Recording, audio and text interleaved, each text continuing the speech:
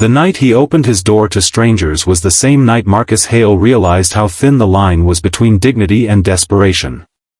Rain pressed against the windows of his small duplex like a quiet accusation, and the hallway light flickered as if even the house was tired. He was a single father trying to keep his world from collapsing, a man who had learned to stretch silence into something survivable for his 8-year-old son.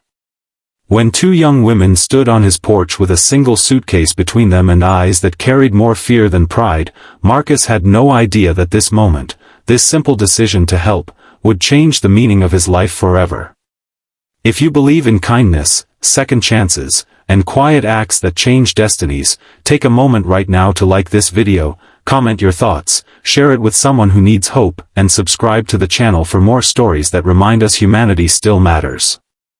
Marcus had never planned to rent out the extra room. That room had once belonged to his late wife, and every time he passed it, the air felt heavier.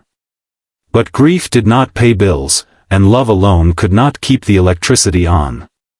He worked long shifts at a logistics warehouse, lifting boxes that felt lighter than the weight of responsibility pressing into his chest. His son, Ethan, pretended not to notice how often dinner was eggs or how Marcus always said, "Maybe next month," when school trips came up. When the rent notice arrived, red and final, Marcus swallowed his pride and posted a small listing online. No background checks, no questions, just honesty. A room. Modest. Safe. Cheap. The sisters arrived 2 days later.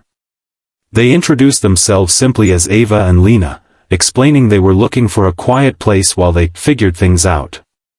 They dressed plainly, spoke carefully, and carried themselves with the cautious grace of people who had learned to disappear when necessary. Marcus noticed the way they looked at the house with relief rather than judgment, and how Ava's eyes softened when she saw Ethan's drawings taped to the fridge. He did not ask why two young women with such composed manners were living out of a suitcase. He did not ask because he understood what it meant to need shelter more than explanations. Life adjusted itself slowly around the new presence. The sisters paid rent on time, always early, and kept to themselves. They cooked simple meals, helped Ethan with homework when Marcus worked late, and treated the house like a place worth protecting. Marcus noticed how Lena sometimes sat quietly on the porch at night, staring into the dark like someone memorizing freedom, while Ava moved through the house with an unspoken sense of responsibility that felt far older than her years. There was something restrained about them, like wealth hidden behind humility, but Marcus assumed it was just discipline shaped by hardship. What Marcus did not know was that Ava and Lena had grown up surrounded by more money than most people could imagine. Their father had built a global empire worth $5 billion, a man whose name appeared in business magazines and whispered boardrooms. When he died suddenly, the fortune did not bring comfort, it brought predators.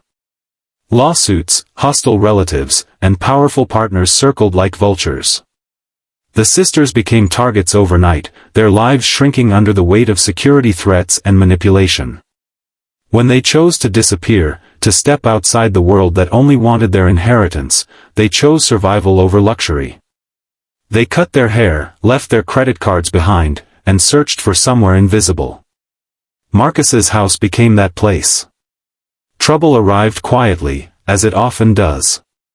Marcus injured his back at work, an accident that left him home with painkillers and unpaid leave. The savings he did not have vanished overnight.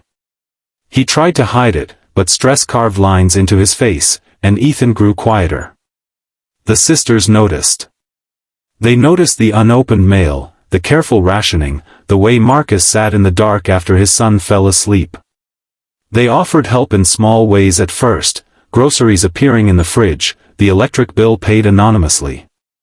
Marcus resisted, embarrassed, until survival overruled pride. As weeks passed, the sisters became part of the rhythm of the home. Laughter returned, cautious but real. Ethan thrived under the extra attention, his smile returning like a forgotten sunrise. Marcus felt something he had not felt since his wife died, steadiness. Not happiness exactly, but the absence of fear. He still did not know who the sisters truly were, and they still did not tell him. Trust grew without explanations. The truth came when danger finally found them. A black car parked across the street for hours. Strange calls followed. Men asking questions Marcus could not answer. One night, Marcus came home to find the sisters packing in silence, their faces tight with regret. That was when everything spilled out, not in dramatic speeches, but in exhausted honesty. The fortune. The threats. The running. The reason they could never stay long anywhere. Marcus listened, stunned, his first instinct not awe, but concern. He looked at them not as billionaires, but as young women who had lost a father and a sense of safety all at once. Marcus did not ask them to leave. He did not ask for money. He simply did what he had always done, he chose people over fear. The sisters, moved by a kindness that had no price tag, did something they had sworn never to do again. They trusted. With careful planning and quiet legal support, the sisters stabilized their situation. The predators lost interest when the inheritance became inaccessible and legally fortified. When they were finally safe, they returned to Marcus's house not as fugitives, but as family. They paid off his medical bills, secured his job, and set up a college fund for Ethan that would guarantee his future. But more importantly, they stayed. They stayed for birthdays and school plays. They stayed because the house that once saved them had become a home. Marcus often said the greatest fortune he ever received was not money, but the reminder that kindness echoes louder than power. He had opened his door expecting nothing and gained a family he never knew he was missing. The sisters, once heirs to billions, learned that safety does not come from walls or wealth, but from people who choose you when they owe you nothing. If this story touched your heart even a little, please take a moment now to like the video, share it with someone who believes in humanity, and subscribe to the channel so more stories like this can be told.